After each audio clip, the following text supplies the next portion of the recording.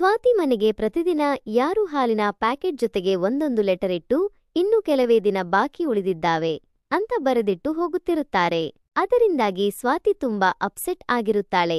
ನಂತರ ಮರುದಿನ ಕೂಡ ಅದೇ ರೀತಿಯ ಲೆಟರ್ ಇದ್ದು ಅದರಲ್ಲಿ ಇನ್ನು ಕೇವಲ 8 ದಿನ ಮಾತ್ರ ಬಾಕಿ ಉಳಿದಿದೆ ಅಂತ ಬರೆದಿರುತ್ತದೆ. ಆಗ ಹೆದರಿದ ಸ್ವಾತಿ ಈ ವಿಷಯ ನವೀನ್ಗೆ ತಿಳಿಸುತ್ತಾಳೆ. ಆಗ ನವೀನ್ ಯಾರೋ ನಮ್ಮ ಜೊತೆ ತಮಾಷೆ ಮಾಡುತ್ತಿರಬೇಕು ಅಂತ ನಿರ್ಲಕ್ಷ್ಯದಿಂದ ಹೇಳುತ್ತಾನೆ. ಆಗ ಸ್ವಾತಿ ಯಾರಾದರೂ ತಮಾಷೆ ಮಾಡುವುದೇ ಆಗಿದ್ದರೆ ಪ್ರತಿದಿನ ಹೀಗೆ ಲೆಟರ್ ಹಾಕುತ್ತಿರಲಿಲ್ಲ ಅಂತ ಆತಂಕದಿಂದ ಹೇಳುತ್ತಾಳೆ.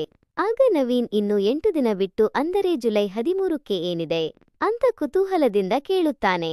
ಆಗ ಸ್ವಾತಿ ಅವತ್ತು ಯಾವ ಸ್ಪೆಷಲ್ ಡೇನೂ ಇಲ್ಲ, ಅವತ್ತು ಯಾರೂ ನಮ್ಮನ್ನು ಕೊಲೆ ಮಾಡಲು ಹೀಗೆ ಲೆಟರ್ ಕಳಿಸುತ್ತಿರಬೇಕು ಅಂತ ಭಯದಿಂದ ಹೇಳುತ್ತಾಳೆ. ಆಗ ನವೀನ್ ಹಾಗಾದರೆ ನಾನು ಪೊಲೀಸ್ ಕಂಪ್ಲೇಂಟ್ ಕೊಡುತ್ತೇನೆ ಬಿಡು ಅಂತ ಸಮಾಧಾನದಿಂದ ಹೇಳುತ್ತಾನೆ. ಮರುದಿನ ಸ್ವಾತಿ ಲವರ್ ವಿಕ್ರಮ್ ಸ್ವಾತಿಗೆ ಕಾಲ್ ಮಾಡಿ ನಾನು ಆದಷ್ಟು ಬೇಗ ನಿನ್ನ ಮನೆಗೆ ಬರ್ಲಿದ್ದೇನೆ ಅಂತ ಪ್ರೀತಿಯಿಂದ ಹೇಳುತ್ತಾನೆ. ಆಗ ಸ್ವಾತಿ ಬೇಗ ಬಾ ಅಂತ ಕಾತರದಿಂದ ಹೇಳಿ ತನ್ನ ಅತ್ತೆ ವೇದಾಗೆ ಟೀ ಕೊಡಲು ಹೋಗುತ್ತಾಳೆ. ಆಗ ವೇದ ಆ ಲೆಟರ್ ಮತ್ತೆ ಬಂದಿತ್ತಾ ಅಂತ ವಿಚಾರಣೆಯಿಂದ ಕೇಳುತ್ತಾಳೆ. ಆಗ ಸ್ವಾತಿ ಹೌದು ಅಂತ ನಿರಾಸೆಯಿಂದ ಹೇಳಿ ನವೀನ್ಗೆ ಟೀ ಕೊಡಲು ಹೋಗುತ್ತಾಳೆ. ಆಗ ನವೀನ್ ನೀನು ನಿನ್ನ ಜಾಬ್ ಬಿಟ್ಟು ಮನೆ ಕೆಲಸವನ್ನು ಅಷ್ಟೇ ನೋಡಿಕೋ ಅಂತ ಆಜ್ಞೆಯಂತೆ ಹೇಳುತ್ತಾನೆ. ಆಗ ಸ್ವಾತಿ ನೀನು ಮಾಡುತ್ತಿರುವ ರಿಯಲ್ ಎಸ್ಟೇಟ್ ಜಾಬ್ನಿಂದ ಮನೆ ನಡೆಯುವುದು ಕಷ್ಟವಿದೆ ಅಂತ ನೋವಿನಿಂದ ಹೇಳುತ್ತಾ ಆಫೀಸಿಗೆ ಹೋಗುತ್ತಾಳೆ. ಆಗ ನವೀನ್ಗೆ ಒಂದು ಒಳ್ಳೆಯ ಡೀಲ್ ಬಗ್ಗೆ ಕಾಲ್ ಬರುತ್ತದೆ. ನಂತರ ಸಾಯಂಕಾಲ ವಿಕ್ರಮ್ ಸ್ವಾತಿ ಮನೆಗೆ ಬಂದು ವೇದಾಗೆ ಸ್ವೀಟ್ ಕೊಟ್ಟು ಸ್ವಾತಿಗೆ ಒಂದು ಡಿಸೈನ್ ನೈಟಿ ಗಿಫ್ಟ್ ಮಾಡುತ್ತಾನೆ. ಆಗ ಅದನ್ನು ನೋಡಿ ಸ್ವಾತಿ ಖುಷಿಪಟ್ಟರೆ ವೇದಾಗೆ ಅದು ಹಿಡಿಸುವುದಿಲ್ಲ. ಆಮೇಲೆ ಸ್ವಾತಿ ಅದೇ ನೈಟಿ ಹಾಕಿಕೊಳ್ಳುತ್ತಾಳೆ. ಆಗ ವಿಕ್ರಮ್ ಅಲ್ಲಿಗೆ ಹೋಗಿ ಸ್ವಾತಿಯನ್ನು ಪ್ರೀತಿಯಿಂದ ತಬ್ಬಿಕೊಳ್ಳುತ್ತಾನೆ. ಆಗ ಸ್ವಾತಿ ನವೀನ ಬರುವ ಟೈಮ್ ಆಗಿದೆ ಬಿಡು ಅಂತ ಆತಂಕದಿಂದ ಹೇಳುತ್ತಾಳೆ. ಆಗ ವಿಕ್ರಮ್ ಅವನು ಬರುವುದು ಇನ್ನು ಲೇಟ್ ಅಂತ ಧೈರ್ಯದಿಂದ ಹೇಳಿ ಸ್ವಾತಿಯೊಂದಿಗೆ ಸ್ವರ್ಗ ಸುಖ ಕಾಣುತ್ತಾನೆ. ಅದೇ ಸಮಯಕ್ಕೆ ನವೀನಲ್ಲಿಗೆ ಬರುತ್ತಾನೆ. ಕಥೆ ಈಗ ವಾಸ್ತವಕ್ಕೆ ಬರುತ್ತದೆ. ಆಗ ವಿಕ್ರಮ್ ನವೀನಿಗೆ ಕಾಣಿಸಿದಂತೆ ರೂಮಿನಿಂದ ಆಚೆ ಹೋಗುತ್ತಾನೆ. ನಂತರ ಸ್ವಾತಿ ನೀನು ಲೆಟರ್ ವಿಷಯದ ಬಗ್ಗೆ ಪೊಲೀಸ್ ಕಂಪ್ಲೇಂಟ್ ಕೊಟ್ಟಿದ್ದೀಯಾ ಹೇಗೆ ಅಂತ ನಿರೀಕ್ಷೆಯಿಂದ ನವೀನನನ್ನು ಕೇಳುತ್ತಾಳೆ. ಆಗ ನವೀನ್ ಇಲ್ಲ ಇವತ್ತು ಕೆಲಸದಿಂದಾಗಿ ಅಲ್ಲಿಗೆ ಹೋಗಲಾಗಲಿಲ್ಲ ಅಂತ ಬೇಸರದಿಂದ ಹೇಳುತ್ತಾನೆ. ನಂತರ ಸ್ವಾತಿ ನಿನ್ನ ಡೀಲ್ ಏನಾಯಿತು ಅಂತ ವಿಚಾರಣೆಯಿಂದ ಕೇಳುತ್ತಾಳೆ. ಆಗ ನವೀನ್ ಅದು ಸಕ್ಸಸ್ ಆಗಲಿಲ್ಲ ಅಂತ ನಿರಾಸೆಯಿಂದ ಹೇಳುತ್ತಾನೆ. ಆಗ ಸ್ವಾತಿ ಇದುವರೆಗೂ ನಿನ್ನ ಯಾವುದೇ ಡೀಲ್ ಕೂಡ ಸಕ್ಸಸ್ ಆಗಿಲ್ಲ. ವಿಕ್ರಮ್ ಮನೆಗೆ ಬಂದಿದ್ದಾನೆ. ಅವನು ನಿನ್ನ ಡೀಲ್ ಬಗ್ಗೆ ಕೇಳುತ್ತಾನೆ. ಅವನಿಗೆ ಏನು ಹೇಳುತ್ತೀಯಾ ನೋಡು ಅಂತ ತಿರಸ್ಕಾರದಿಂದ ಹೇಳುತ್ತಾಳೆ. ಆಗ ನವೀನ್ ಇನ್ನು ಎಷ್ಟು ದಿನ ವಿಕ್ರಮ್ ಇಲ್ಲೇ ಇರುತ್ತಾನೆ ಅಂತ ಅಸೂಯೆಯಿಂದ ಕೇಳುತ್ತಾನೆ. ಆಗ ಸ್ವಾತಿ ಅವನು ನಿನ್ನ ಫ್ರೆಂಡ್, ನೀನೇ ಅವನನ್ನು ಕೇಳು ಅಂತ ಉದಾಸೀನತೆಯಿಂದ ಹೇಳುತ್ತಾಳೆ. ಆಗ ನವೀನ್ ಅವನಿಗೆ ಅಷ್ಟೇ ಅಲ್ಲ ನಿನಗೂ ಕೂಡ ಫ್ರೆಂಡ್, ಕಾಲೇಜಿನಲ್ಲಿ ನೀನು ನನಗಿಂತ ಅವನ ಜೊತೆಯಲ್ಲಿಯೇ ಜಾಸ್ತಿ ಸುತ್ತಾಡುತ್ತಿದ್ದೆ ಅಂತ ಕೋಪದಿಂದ ಹೇಳುತ್ತಾನೆ. ನಂತರ ಮರುದಿನ ಬೆಳಗ್ಗೆ ಡೋರ್ ಬೆಲ್ ಸದ್ದಾಗುತ್ತದೆ. ಆಗ ಸ್ವಾತಿಯಲ್ಲಿ ಲೆಟರ್ ಇಡುವಂತಹ ವ್ಯಕ್ತಿ ಬಂದಿರಬಹುದೆಂದು ಹೆದರುತ್ತಾ ಹೋಗುತ್ತಾಳೆ. ಆದರೆ ಅಲ್ಲಿ ಲೆಟರ್ ಮಾತ್ರ ಇದ್ದು ಅದನ್ನು ಇಲ್ಲಿ ಯಾರು ಇಡುತ್ತಿದ್ದೀರಿ ಅಂತ ಸ್ವಾತಿ ಕೂಗಾಡಿ ಅಳಲು ಶುರು ಮಾಡುತ್ತಾಳೆ. ಆಗ ನವೀನ್ ನೀನು ಇಷ್ಟು ಸಣ್ಣ ವಿಷಯಕ್ಕೆ ಏಕೆ ಅಳುತ್ತಿದ್ದೀಯಾ ಅಂತ ಕಿರಿಕಿರಿಯಿಂದ ಸ್ವಾತಿಯನ್ನು ಕೇಳುತ್ತಾನೆ. ಆಗ ಸ್ವಾತಿ ಯಾರು ನಮ್ಮನ್ನು ಹೆದರಿಸಿ ಹೋಗುತ್ತಿದ್ದಾರೆ, ಇದು ನಿನಗೆ ಸಣ್ಣ ವಿಷಯವೆಂದು ಕಾಣುತ್ತಿದೆಯಾ ಅಂತ ಆಕ್ರೋಶದಿಂದ ಹೇಳುತ್ತಾಳೆ. ಆಗ ವಿಕ್ರಂಗೆ ಆ ಲೆಟರ್ ವಿಷಯ ಗೊತ್ತಾಗಿ ನೀನೇನು ಹೆದರಬೇಡ, ನಾವೇ ಇವತ್ತು ರಾತ್ರಿ ಜಾಗರಣೆ ಮಾಡಿ ಆ ವ್ಯಕ್ತಿ ಯಾರು ಎಂದು ಕಂಡುಹಿಡಿಯೋಣ ಅಂತ ಧೈರ್ಯದಿಂದ ಸ್ವಾತಿಗೆ ಹೇಳಿ ಅವತ್ತಿನ ರಾತ್ರಿ ಜಾಗರಣೆ ಮಾಡುತ್ತಾರೆ. ನಂತರ 6 ಗಂಟೆಗೆ ಒಬ್ಬ ವ್ಯಕ್ತಿ ಅಲ್ಲಿಗೆ ಬರುತ್ತಾನೆ. ಆಗ ವಿಕ್ರಮ್ ಆತನನ್ನು ಹಿಡಿದು ನೀನು ಇಲ್ಲಿ ಲೆಟರ್ ಯಾಕೆ ಹಾಕುತ್ತಿದ್ದೀಯಾ ಅಂತ ಕೋಪದಿಂದ ಹೊಡೆಯಲು ಹೋಗುತ್ತಾನೆ. ಆಗ ವ್ಯಕ್ತಿ ನಾನು ಯಾವ ಲೆಟರ್ ಹಾಕಿಲ್ಲ, ನಾನು ಹಾಲಿನವನು ಅಂತ ಹೆದರಿಕೆಯಿಂದ ಹೇಳುತ್ತಾನೆ. ಆಗ ನವೀನ್ ಹೌದು ಇವನು ತುಂಬಾ ದಿನಗಳಿಂದ ನಮ್ಮ ಮನೆಗೆ ಹಾಲು ಹಾಕುತ್ತಾ ಬಂದಿದ್ದಾನೆ ಎಂದು ಹೇಳಿ ಎಲ್ಲರನ್ನೂ ಒಳಗಡೆ ಕಳಿಸುತ್ತಾನೆ. ನಂತರ ಸ್ವಾತಿ ಲೆಟರ್ ಹಾಕುವ ವ್ಯಕ್ತಿ ಲೆಟರ್ ಹಾಕಲು ಅಲ್ಲಿಗೆ ಬಂದಿರಬಹುದು, ನಾವು ಹಾಲಿನವನನ್ನು ಹೊಡೆಯುತ್ತಿರುವುದನ್ನು ನೋಡಿ ಅವನು ಹೆದರಿ ಓಡಿ ಹೋಗಿರಬಹುದು ಅಂತ ಊಹೆಯಿಂದ ಹೇಳುತ್ತಾಳೆ. ಆಗ ನವೀನ್ ಅದನ್ನು ಆಮೇಲೆ ಯೋಚನೆ ಮಾಡೋಣ, ನೀನು ಹಾಲಿನ ಪ್ಯಾಕೆಟ್ ತೆಗೆದುಕೊಂಡು ಬಾ ಅಂತ ಸಮಾಧಾನದಿಂದ ಸ್ವಾತಿಗೆ ಹೇಳುತ್ತಾನೆ. ನಂತರ ಸ್ವಾತಿ ಹೊರಗಡೆ ಹೋದಾಗ ಅಲ್ಲಿ ಮತ್ತೆ ಆ ಲೆಟರ್ ಸಿಗುತ್ತದೆ. ಅದನ್ನು ನೋಡಿ ಸ್ವಾತಿ ಕಿರಿಚಿಕೊಂಡಾಗ ವಿಕ್ರಮ ಅದನ್ನು ಓಪನ್ ಮಾಡಿ ನೋಡುತ್ತಾನೆ. ಆಗ ಅದರಲ್ಲಿ ನೆನಪಿರಲಿ ಇನ್ನು 6 ದಿನ ಬಾಕಿ ಉಳಿದಿದೆ ಅಂತ ಬರೆದಿರುತ್ತದೆ.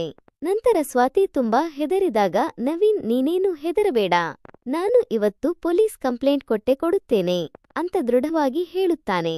ನಂತರ ಸ್ವಾತಿ ಆಫೀಸಿಗೆ ಹೊರಟು ನಿಲ್ಲುತ್ತಾಳೆ. ಆಗ ನವೀನ ನೀನು ಏನನ್ನಾದರೂ ಮರೆತಿದ್ದೀಯಾ, ನೆನಪಿಸಿಕೋ ಅಂತ ನೆನಪಿಸಲು ಕೇಳುತ್ತಾನೆ.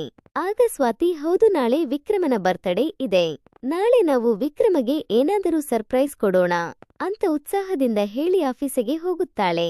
ಆಗ ನವೀನ್ ನಿನಗೆ ಏನು ನೆನಪಾಗಿರಬೇಕಾಗಿತ್ತು ಅದು ಅಂತೂ ನೆನಪಿಲ್ಲ, ಆದರೆ ವಿಕ್ರಮನ ಬರ್ತ್ಡೇ ಮಾತ್ರ ಚೆನ್ನಾಗಿ ನೆನಪಿದೆ ಅಂತ ನೋವಿನಿಂದ ಹೇಳುತ್ತಾನೆ. ನಂತರ ಸ್ವಾತಿ ನಡೆಯುವಾಗ ಎಡವುತ್ತಾಳೆ. ಆಗ ವಿಕ್ರಮ ಅವಳನ್ನು ಹಿಡಿದುಕೊಳ್ಳುತ್ತಾನೆ. ಆಗ ಅಲ್ಲಿಗೆ ಬಂದ ನವೀನ್ ನಿನಗೆ ನೋಡಿಕೊಂಡು ಓಡಾಡಲು ಆಗುವುದಿಲ್ಲವೇ ಅಂತ ಸ್ವಾತಿಯನ್ನು ಕೋಪದಿಂದ ಬೈಯುತ್ತಾನೆ. ಆವಾಗ ವಿಕ್ರಮ ಮೊದಲೇ ಸ್ವಾತಿಯ ಕಾಲಿಗೆ ಗಾಯವಾಗಿದೆ, ನೀನು ಅವಳನ್ನೇ ಬೈಯುತ್ತಿದ್ದೀಯಲ್ಲ ಅಂತ ನವೀನನನ್ನು ಖಂಡಿಸುತ್ತಾನೆ. ಆಗ ನವೀನ ನೀನು ನಮ್ಮ ಮಧ್ಯ ಬರಬೇಡ ಅಂತ ವಿಕ್ರಮಗೆ ಆಜ್ಞೆಯಂತೆ ಹೇಳುತ್ತಾನೆ. ನಂತರ ಸ್ವಾತಿ ಮತ್ತೆ ಬೀಳುತ್ತಾಳೆ. ಆಗ ವಿಕ್ರಮ್ ಅವಳನ್ನು ಕರೆದುಕೊಂಡು ಹೋಗಿ ಬೆಡ್ರೂಮಿಗೆ ಬಿಡುತ್ತಾನೆ. ನಂತರ ಸ್ವಾತಿ ನಾನು ಕಾಲಿನ ನೋವಿನಿಂದ ಒದ್ದಾಡುತ್ತಿದ್ದರೂ ನೀನು ನನಗೆ ಹೆಲ್ಪ್ ಮಾಡಲಿಲ್ಲ ಅಂತ ನವೀನನಿಗೆ ದುಃಖದಿಂದ ಹೇಳುತ್ತಾಳೆ. ಆಗ ನವೀನ್ ನಿನ್ನನ್ನು ನೋಡಿಕೊಳ್ಳಲು ವಿಕ್ರಮ ಇದ್ದಾನಲ್ಲ ಅಂತ ಅಸೂಯೆಯಿಂದ ಹೇಳುತ್ತಾಳೆ. ಆಗ ಸ್ವಾತಿ ನನ್ನ ಗಂಡ ನೀನು ವಿಕ್ರಮ ಅಲ್ಲ ಅಂತ ನೋವಿನಿಂದ ಹೇಳುತ್ತಾಳೆ. ಆಗ ನವೀನ್ ನನಗೆ ನಿಮ್ಮಿಬ್ಬರ ಬಗ್ಗೆ ಚೆನ್ನಾಗಿ ಗೊತ್ತಿದೆ, ನಿನಗೆ ಅವನ ಮೇಲೆ ಮನಸ್ಸಿದ್ದರೆ ಅವನ ಜೊತೆಯಲ್ಲಿ ಹೋಗಿಬಿಡು ಅಂತ ಬೇಸರದಿಂದ ಹೇಳುತ್ತಾನೆ. ಆಗ ಸ್ವಾತಿ ನೀನು ನನ್ನ ಮೇಲೆ ಡೌಟ್ ಪಡುತ್ತಿದ್ದೀಯಾ ಅಂತ ನೋವಿನಿಂದ ಮನೆ ಬಿಟ್ಟು ಹೋಗಲು ನೋಡುತ್ತಾಳೆ. ಆಗ ನವೀನ್ ಅವಳನ್ನು ಪಶ್ಚಾತ್ತಾಪದಿಂದ ಸಾರಿ ಕೇಳುತ್ತಾನೆ. ನಂತರ ಸ್ವಾತಿ ವಿಕ್ರಮ್ ನಮಗೋಸ್ಕರ ಏನೆಲ್ಲ ಮಾಡುತ್ತಾನೆ, ನಾಳೆ ಅವನ ಬರ್ತ್ಡೇ ಇದೆ, ಈಗ ಹೋಗಿ ಕೇಕ್ ತೆಗೆದುಕೊಂಡು ಬಾ ಅಂತ ನವೀನನನ್ನು ಕಳಿಸಿ ವಿಕ್ರಮ್ ಹತ್ತಿರ ಹೋಗುತ್ತಾಳೆ.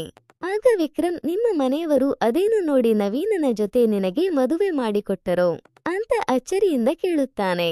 ಆಗ ಸ್ವಾತಿ ಹಾಗೆ ಹೋದ ವಿಷಯ ಯಾಕೆ ಬೇಕು, ನನ್ನೊಂದಿಗೆ ಎಂಜಾಯ್ ಮಾಡು ಅಂತ ಪ್ರೀತಿಯಿಂದ ಹೇಳಿ ವಿಕ್ರಮನಿಗೆ ಸ್ವರ್ಗ ಸುಖ ತೋರಿಸುತ್ತಾಳೆ. ಮರುದಿನ ವಿಕ್ರಮ್ ಲೆಟರ್ ವಿಷಯದ ಬಗ್ಗೆ ಪೊಲೀಸ್ ಕಂಪ್ಲೇಂಟ್ ಕೊಟ್ಟಿರುತ್ತಾನೆ. ನಂತರ ಪೊಲೀಸರು ಅಲ್ಲಿಗೆ ಬಂದು ಅಲ್ಲಿರುವ ಲೆಟರ್ ಓದುತ್ತಾರೆ. ಅದರಲ್ಲಿ ಇನ್ನು 5 ದಿನ ಮಾತ್ರ ಬಾಕಿ ಇದೆ ಅಂತ ಬರೆದಿರುತ್ತದೆ. ಆಗ ಪೊಲೀಸರು ನಾವು ಇನ್ವೆಸ್ಟಿಗೇಷನ್ ಮಾಡುತ್ತೇವೆ, ನೀವು ಕೂಡ ಹುಷಾರಾಗಿರಿ ಅಂತ ನವೀನಗೆ ಹೇಳಿ ಹೋಗುತ್ತಾರೆ. ನಂತರ ವಿಕ್ರಮ್ ನೀವು ಪ್ರತಿದಿನ ಬೆಳಗ್ಗೆ ಇಲ್ಲಿಗೆ ಹೋಗುತ್ತೀರಿ ಅಂತ ವೇದಾಳನ್ನು ಸಂಶಯದಿಂದ ಕೇಳುತ್ತಾನೆ. ಆಗ ವೇದ ನಾನು ವಾಕಿಂಗ್ಗೆ ಹೋಗುತ್ತೇನೆ, ನೀನು ನನ್ನ ಮೇಲೆ ಡೌಟ್ ಪಡುತ್ತಿದ್ದೀಯಾ ಅಂತ ವಿಕ್ರಮನನ್ನು ನೋವಿನಿಂದ ಕೇಳುತ್ತಾಳೆ. ನಂತರ ಎಲ್ಲರೂ ಸೇರಿ ವಿಕ್ರಮನ ಬರ್ತ್ಡೇ ಸೆಲೆಬ್ರೇಟ್ ಮಾಡುತ್ತಾರೆ. ಆಗ ವಿಕ್ರಮ್ ನಾಳೆ ನಾವೆಲ್ಲರೂ ಫಿಲ್ಮಿಗೆ ಹೋಗೋಣ ಅಂತ ಉತ್ಸಾಹದಿಂದ ಹೇಳುತ್ತಾನೆ.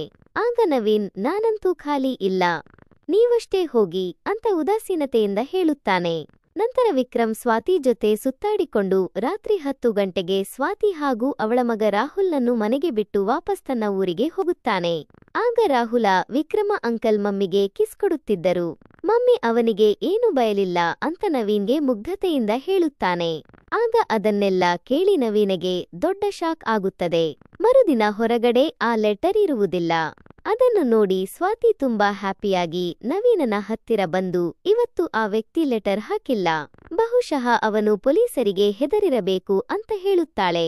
ಆಗ ನವೀನ್ ಇನ್ನ ಮೇಲೆ ಅಲ್ಲಿ ಯಾವ ಲೆಟರ್ ಇರುವುದಿಲ್ಲ ಬಿಡು ಅಂತ ಖಚಿತವಾಗಿ ಹೇಳುತ್ತಾನೆ.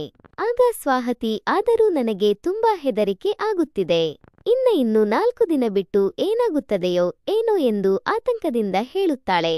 ನಂತರ ಜುಲೈ 13ಕ್ಕೆ ಮತ್ತೆ ಡೋರ್ ವೆಲ್ ಆಗುತ್ತದೆ. ಆಗ ಸ್ವಾತಿ ಹೆದರುತ್ತಾ ಹೋಗಿ ಡೋರ್ ತೆಗೆದಾಗ ನವೀನ ಅವಳ ಕೈಗೆ ಒಂದು ಲೆಟರ್ ಕೊಡುತ್ತಾನೆ. ಆಗ ಸ್ವಾತಿ ಅದನ್ನು ಓಪನ್ ಮಾಡಿದಾಗ ಅದರಲ್ಲಿ ಹ್ಯಾಪಿ ವೆಡ್ಡಿಂಗ್ ಆನಿವರ್ಸರಿ ಅಂತ ಬರೆದಿರುತ್ತದೆ. ಅದನ್ನು ನೋಡಿ ಶಾಕಾದ ಸ್ವಾತಿ ಇಷ್ಟು ದಿನ ಲೆಟರ್ ಹಾಕುತ್ತಿದ್ದುನ ನೀನೇನಾ ಅಂತ ನಂಬಲಾಗದೆ ಕೇಳುತ್ತಾಳೆ. ಆಗ ನವೀನ್ ಹೌದು ನಾನೇ.